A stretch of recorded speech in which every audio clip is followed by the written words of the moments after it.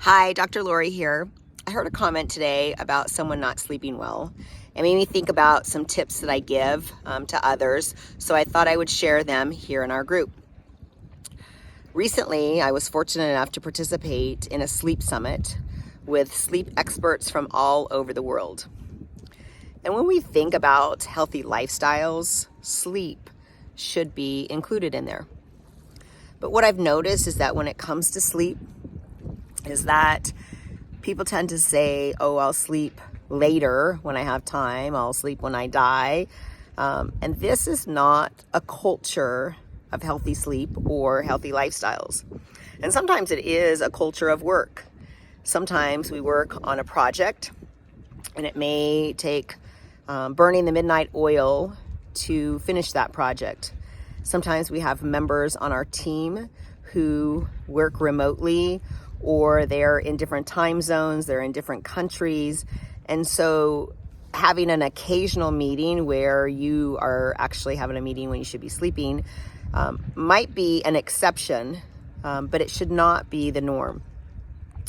And so I want to talk about a couple of things that some of the tips and some stats that they gave us in the Sleep Summit that I thought might be helpful for you.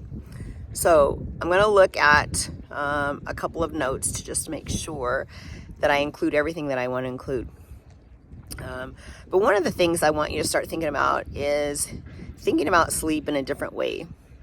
Because when we sleep better, we're more productive, we're more healthy, and we actually can improve our performance.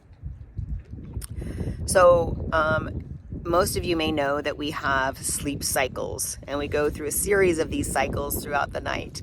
We have light sleep, we have deep sleep, we have REM sleep, which is rapid eye movement sleep. And a complete cycle is about 90 minutes. And so on average, our body does well when we have 5 complete cycles of sleep, which is about 7.5 hours of sleep, which is why we recommend optimal sleep is between 7 to 8 hours. Most people just say 8 hours, and then that way we get at least those 5 cycles in. There are studies that also show us that getting at least 7 hours of sleep, actually we have data back from 1964, that's a long time, that shows us that those who sleep at least 7 hours have reduced risk of all-cause mortality. And those who sleep less than 6 hours, which is 4 cycles, have a higher risk of all-cause mortality. So we're looking at the difference of 1 hour. And when we're thinking about what can we do, we have a list here for you on some sleep tips. And one of the things, and again, I want you to go through those sleep tips and figure out something that you can do for tonight. Find one thing. Maybe it's to reduce the blue light. And that's really important because when that light gets in and shines into our pineal gland, it doesn't allow the pineal gland to release melatonin. And if we don't release melatonin, then we don't fall asleep well and we don't stay asleep well. So that's one thing. The reason why we want to do that is reduce that blue light so that our body can get in the rhythm of releasing melatonin so that we can sleep better, we can fall asleep better, we can stay asleep. The other thing that I want to talk about is that one of the sleep experts coined this term of defending your last hour. And that was the last hour before you go to bed. What can you do to set yourself up for a successful night of sleep? And he gave several things that he can do. As a matter of fact, in the comments and notes below, I'll put a sample schedule of what he listed because he really started at 6 p.m. and how he started to wind down until his bedtime, which was at 10 p.m. So he had done this for many years and had something that he had done for 4 hours. But his main thing was to defend your last hour. And that is turning off all screens, all electronics, not answering texts, not answering phone calls, and not scrolling through social media. And if you think about it, There's a lot of times, and I even know that this affects me personally, is that I'll look at a text or I'll look at a post and it might cause stress, and it could be a good stress or a bad stress, but that stress can impact my sleeping schedule. And so I really try not to be on social media, not to be available in an electronic my last hour before I go to sleep. As a matter of fact, I have increased that to 2 hours before I go to sleep. But I want you to start with the basic of 1 hour.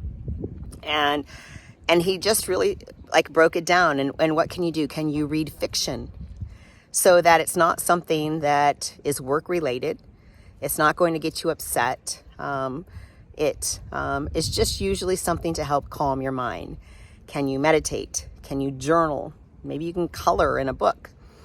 So he gave several things, and I'm going to list again that schedule down below. But really starting to think about why that last hour is so important. And if you start to defend that last hour, we can then improve our sleep.